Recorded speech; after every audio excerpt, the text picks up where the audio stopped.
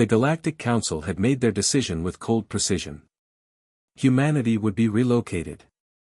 Earth is too valuable, High Counselor Vexthun announced, his 3 eyes gleaming with satisfaction. Its water, minerals, and strategic location make it ideal for our expanding trade routes.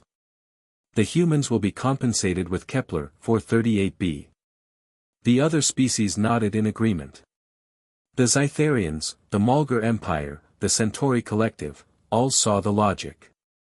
Humans were a young species, barely 3 centuries into space travel.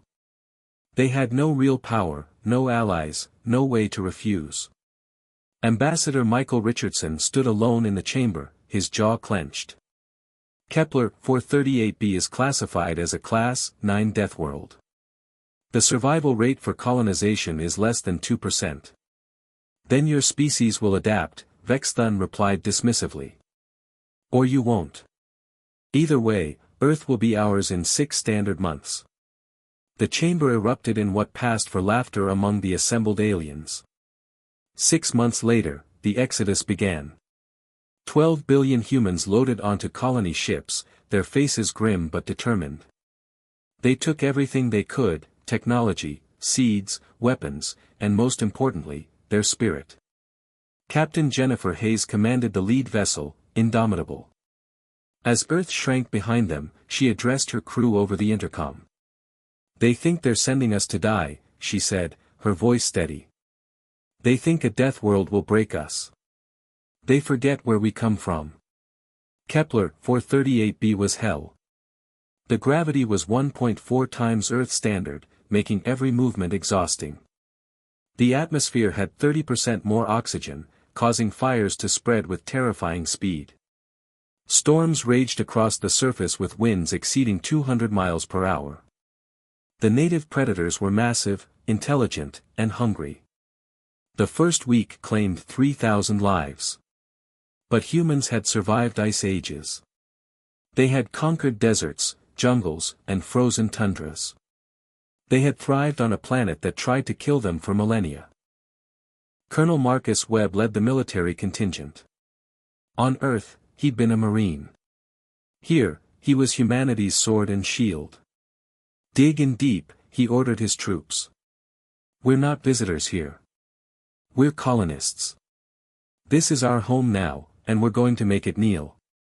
The humans built underground initially, using earth-moving equipment modified for the heavier gravity. They studied the predators, learned their patterns, and began systematic extermination campaigns. Where the Galactic Council expected despair, they found determination. Dr. Rachel Martinez, the colony's chief biologist, made the breakthrough in month 4. The plants here, she explained to the Council of Colony leaders, her eyes bright with excitement. They're incredibly energy-dense. If we can cultivate them, we can engineer crops that will feed 10 times what Earth could manage per acre. Engineer Thomas Jackson nodded, adding his own discoveries. And the minerals here, the heavy metals in the crust, we're sitting on enough raw materials to build a fleet that would make the Galactic Council look like children with toys. 2 years passed. The Galactic Council received its first report from Kepler 438b and dismissed it as an error. Humans couldn't have survived, let alone thrived. 3 years in, they received video evidence. Sprawling cities dotted the surface of the Deathworld, protected by massive defensive walls. Humans moved through the heavy gravity as if born to it, their bodies adapted, stronger than ever. The deadly predators that had once hunted them now fled from organized human hunting parties. But it was the shipyards that made the Council truly afraid. Orbital platforms churned out warships at an impossible rate.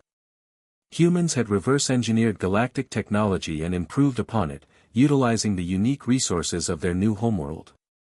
Their vessels were heavier, more armored, built to withstand punishment that would cripple any Council ship. This is impossible, Vexthun whispered, watching the footage. A death world was supposed to eliminate them. Ambassador Richardson, now Governor Richardson, appeared on the transmission. He looked older, harder, but his eyes burned with intensity. You took our world, he said simply. You thought you could break us. You forgot the most important thing about humanity, we're from a death world too. Earth made us what we are. Kepler 438b just reminded us. 5 years after the relocation, the human fleet emerged from Kepler 438b's system. They didn't attack. They didn't need to. Admiral Jennifer Hayes, now commanding the flagship Retribution, broadcasted on all galactic frequencies. "We're not here for revenge," she announced. "We're here to reclaim what's ours and to make one thing clear to the galaxy: humanity will never be pushed around again. Earth will be returned to us within 30 days, or we will take it." The Galactic Council convened in emergency session. Their military advisors were unanimous: human vessels outgunned and outmaneuvered anything they had. The humans had spent 5 years preparing for war while living in hell itself. Vexthun found himself face to face with Governor Richardson once more, this time via hologram.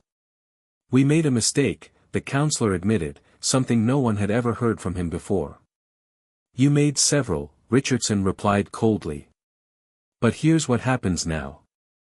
Earth is returned, untouched. Humanity gets full council membership with veto power. And you establish a 5-light-year exclusion zone around both Earth and Kepler 438b. And if we refuse?" Richardson smiled, but there was no warmth in it. "Then you'll learn what happens when you corner a species from a death world. We didn't survive Earth and Kepler 438b by being merciful to our enemies." The Council agreed to every demand. 20 years later, humanity controlled both worlds. Earth bloomed once more, while Kepler 438b had been transformed into a fortress world and industrial powerhouse. Human colonies spread through nearby systems, and other species began to whisper a new truth through the galaxy. Never send humans to a death world. They won't just survive, they'll master it. And then they'll come back stronger than you can imagine. The galaxy had learned its lesson. Humanity had reminded everyone of the fundamental rule of survival: what doesn't kill you makes you stronger. And humans were very, very hard to kill.